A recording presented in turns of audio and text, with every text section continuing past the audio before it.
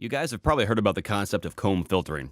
That basically just means we take two signals that are out of phase at certain frequencies, but in phase at other frequencies. And this happens anytime we delay a signal by a tiny, tiny amount.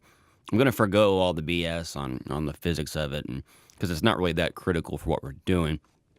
But what is critical is being able to pick it out and hear it. And the best way to illustrate this, some guys will pull out two mics. And anybody who's using multiple mics on a source is going to induce a little bit of comb filtering. And a lot of the time, it's the worst thing imaginable. It's awful. There are times when it's not. And if you're really clever with your mic placement and such, you can use multiple mics without any problems at all.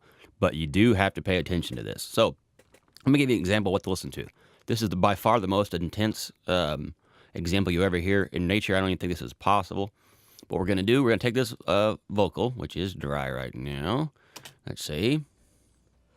Oh, my son, don't you know? Yeah, that damn vocal again. Sorry.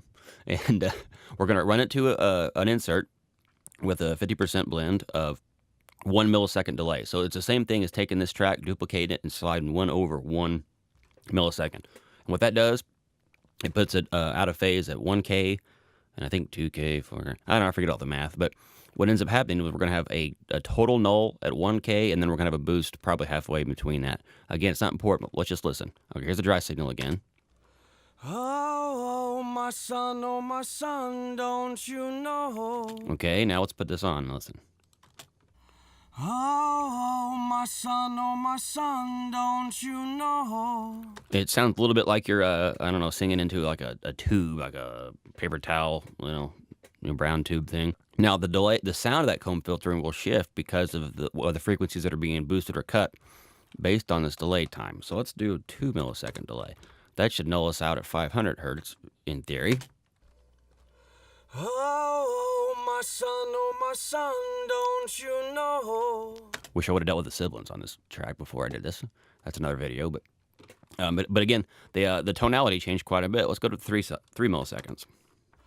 Oh, my son, don't you know? Whoops, wrong button. I would have tried 10 milliseconds.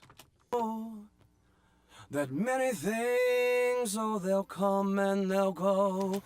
At 10 milliseconds, it kind of takes on like more of a robotic kind of sound that could be usable for something, more of an effect, but for certain things.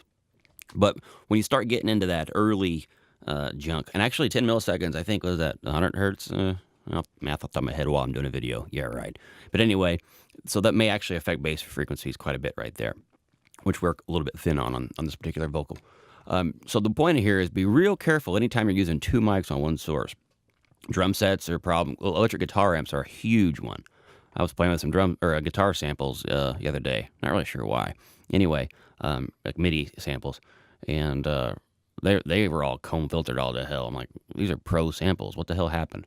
So anyway, just pay attention to that. That nasally. It's probably the worst. Again, I hate it. Anyway, that's comb filtering. Thanks, guys. Bye.